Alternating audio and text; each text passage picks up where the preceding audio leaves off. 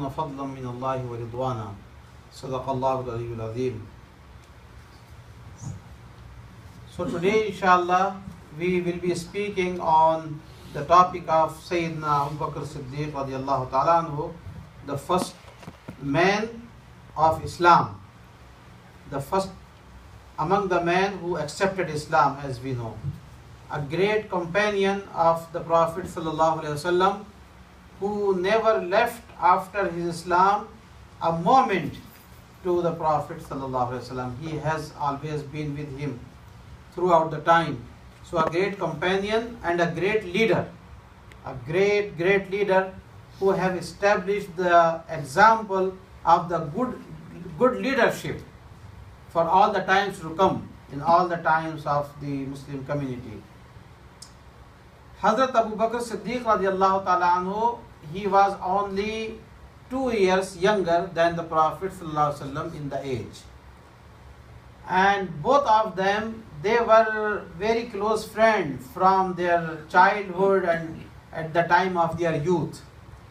Because both of them, they had many similar things, habits and all that. So it is also supported by many narrations that Abu Bakr Siddiq radiallahu ta'ala anhu, he never worshipped any idol before Islam.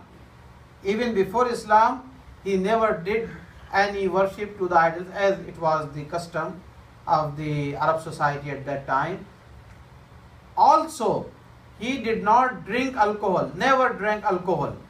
However, alcohol, the liquor, wine, everything was allowed, even for the beginning period of Islam. As you know, that after ex-Muslims, people who accepted Islam, they continued to drink until Allah subhanahu wa ta'ala made it haram or forbidden. But Sayyidina Abu Bakr Siddiq radiallahu ta'ala anhu, like the Prophet sallallahu alaihi wasallam, was the one who never drank alcohol in his life. As a profession, he was a merchant, a businessman. He used to make the trips from Saudi Arabia to Yemen and to Syria, as it was the custom of the Quraysh. Allah subhanahu wa ta'ala talks about in Surah Quraysh about these 2 trips, one in winter, one in summer. And he was successful businessman, successful merchant, all that. And him and the Prophet sallallahu alaihi wasallam, they were so close that as soon as Rasulullah sallallahu alaihi wasallam, he declared his prophethood, he was not even in Makkah at that time. The narrations tell that he was coming back from Yemen after his business trip. So on the way, he heard that Rasulullah sallallahu alaihi wasallam declared his prophethood, and he's saying La ilaha illallah and Muhammadur Rasulullah. So right away he accepted the Iman. And people asked him that, "O Abu Bakr, you should verify before you accept the faith, a new faith. You did not do any search or any investigation or anything. Why?" So he said that, "I never saw these 2 lips of the Muhammad sallallahu alaihi wasallam, of the Prophet sallallahu alaihi wasallam, speaking any lie, telling any lie. Always he spoke the truth. So if he spoke the truth in the matters of the world, in our worldly matters, so how can I expect him that he will say something related to Allah subhanahu wa ta'ala that is not true?" So that was the level of Iman. And on the basis of this verification of Sayyidina Abu Bakr Siddiq radiallahu ta'ala anhu, and many other accounts of his life related to the Iman, it has been said by the scholars of Islam, the ulama, that the Iman, the faith of Abu Bakr Siddiq radiallahu ta'ala anhu, is so heavy and it has so weight that beside the Iman of Rasulullah sallallahu alaihi wasallam, he is the messenger. But among all the ummah, the Iman of all the entire ummah, from the time of Rasulullah sallallahu alaihi wasallam till the last person who will come to this world as a Muslim, it's one side. And you keep the Iman of Abu Bakr Siddiq radiallahu ta'ala anhu on the other side. So still the Iman of Abu Bakr will be heavier than the Iman of all the entire ummah. That was the level of Iman of Sayyidina Abu Bakr Siddiq radiallahu ta'ala anhu. So he never hesitated when it comes to sacrifice, personal sacrifices, personal tortures. He was tortured by the Quraysh, by the people of Makkah and all that. And when it comes to donate his money and his wealth in the path of Islam, no one was equal to him, no one was comparable to him. And it is a very famous story of his spending in the path of Allah subhanahu wa ta'ala, that at the time of the expedition of Tabuk, the Prophet ﷺ was asking for donations. And it was a very dire need of the donations. At that time, every Sahabi wanted to give more and more, as much as he can. So Hazrat Umar radiallahu ta'ala anhu, he also decided that today I will give more than anyone else. And he thought in some subconscious that even I can be ahead of Sayyidina Abu Bakr Siddiq radiallahu ta'ala anhu. I will try to give so much that probably this will be the first time that I will be going ahead of Sayyidina Abu Bakr Siddiq radiallahu ta'ala anhu. So when he donated, so the Prophet ﷺ asked, Ya Umar, ma abqayta li ahlik? What did you leave for your family? How much is the donation and how much you left behind? So he said, Ya Rasulullah ﷺ, mislahu, meaning I have divided each and everything that was belonging to me, my all assets, my all cash, jewelry, valuables, each and everything I have divided into half, two halves, and one half, 50% I left for my family, and 50% I am donating for the sake of Allah subhanahu wa ta'ala. And just imagine for a second, it is a lot.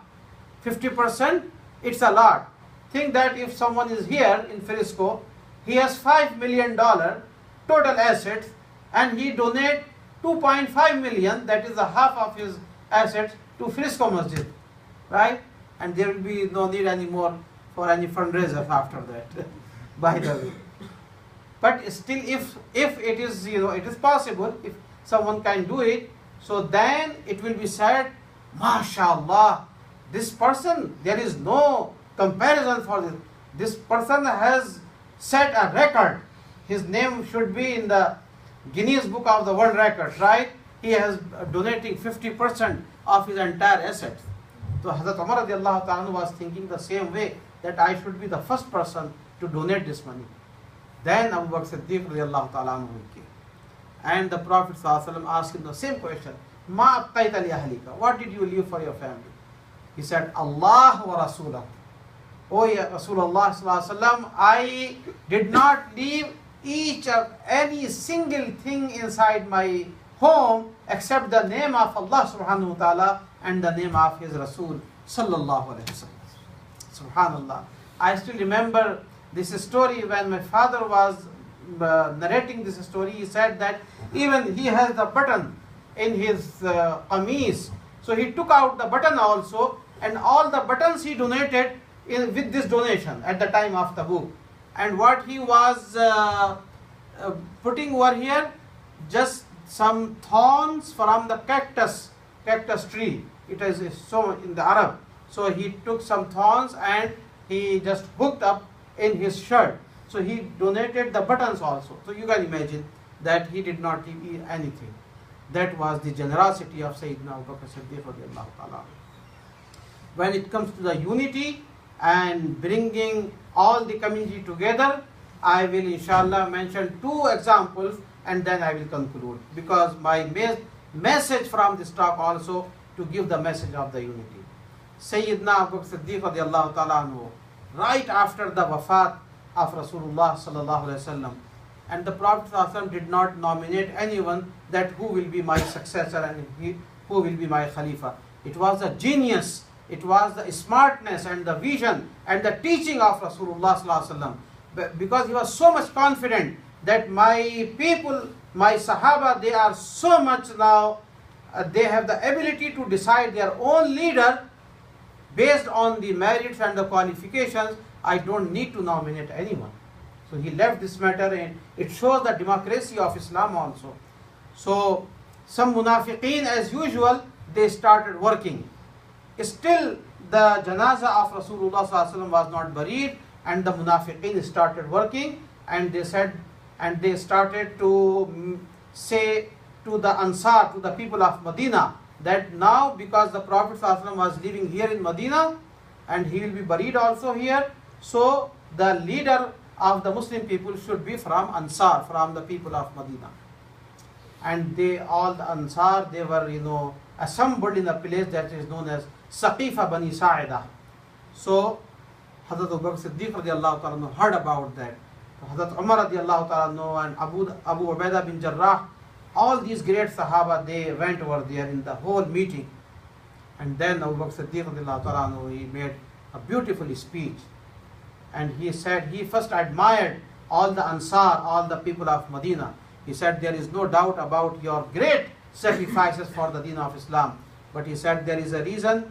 If someone will not be the leader from the Quraysh, so the entire Arab, all the tribes of Arab, they did not accept the leadership. They can accept the leadership only of someone who is from Quraysh. And then he narrated the hadith of Rasulullah sallallahu alaihi wasallam about that. He said, Al-Imaratu min Quraysh. The Amir should be from Quraysh. And his speech was so much forceful and powerful that all the Ansar radiallahu ta'ala, they agreed upon that. And Abu Bakr Siddiq radiallahu ta'ala, who extended his hand to Umar radiallahu ta'ala. He said, Ya Umar, I am ready to take the pledge of the bay'ah, the allegiance on your hand. I want to make you the Khalifa. Hazrat Umar radiallahu ta'ala said, no, in your presence, no, I cannot do that. This is your title and this is your position. And then Hazrat Umar radiallahu ta'ala, he extended his hand to Abu Bakr Siddiq radiallahu ta'ala. He declared that who could be the better person than him. And the entire Ummah agreed upon that and they accepted him as the Khalifa.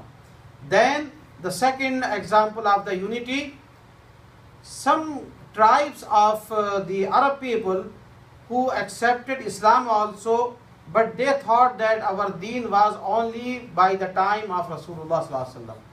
Now he departed from this world, there is no need to have this more pact with that. And they said that we are going back to our own religion or on that. They became murtad. The second group of the people, they refused to pay the zakat. They said that we will continue to follow other pillars of Islam, but we will not pay the zakat. The third one was the group of some people who claimed to be Nabi, like Musailima Kazzab and some other people. They said that now we are the Prophet. So all these three fronts, all this biggest challenge of Islam was there. At that time, Hazrat Abu Bakr Siddiq radiallahu ta'ala, he was so much strong that he crushed all these powers and he united all the tribes of the Arab people. And I'm briefly saying, I'm not going in detail. He said that there will be no more affiliations, the tribal affiliations, your regional affiliations and your clan or your family. It will be the only unity of Islam. So he united all the Muslims together again. And successfully, his period was only 2 years and 3 months, 27 months. He lived in this world after the Prophet ﷺ, but great achievements in his time, that he brought the unity among the Muslim Ummah, and also he expanded the futuhat and the victories of Islam. So his life is so much inspirational, so much blessed for all of us that we have so many lessons. My message from today's talk is to emulate and to follow the footsteps of Sayyidina Abu Bakr Siddiq radiallahu ta'ala in many of his good qualities and good traits and the message of unity. May Allah subhanahu wa ta'ala bring the unity throughout the Muslim Ummah. May Allah subhanahu wa ta'ala give us a tawfiq to work together inshallah for the sake of Islam, for the sake of our deen. And may Allah subhanahu wa ta'ala give at least some qualities of the great Sahaba Ridwanullahi ta'ala alayhim ajma'in. Ameen Ya Rabbal Alameen. Wa sallallahu ta'ala ala khair khalqi Muhammadin wa alihi wa sahbihi ajma'in. Bi rahmatika ya arhamar rahimin. Now my question, what was his original name? We say Hazrat Abu Bakr Siddiq radiallahu ta'ala anhu, but what is his original name? Abdullah. Abdullah.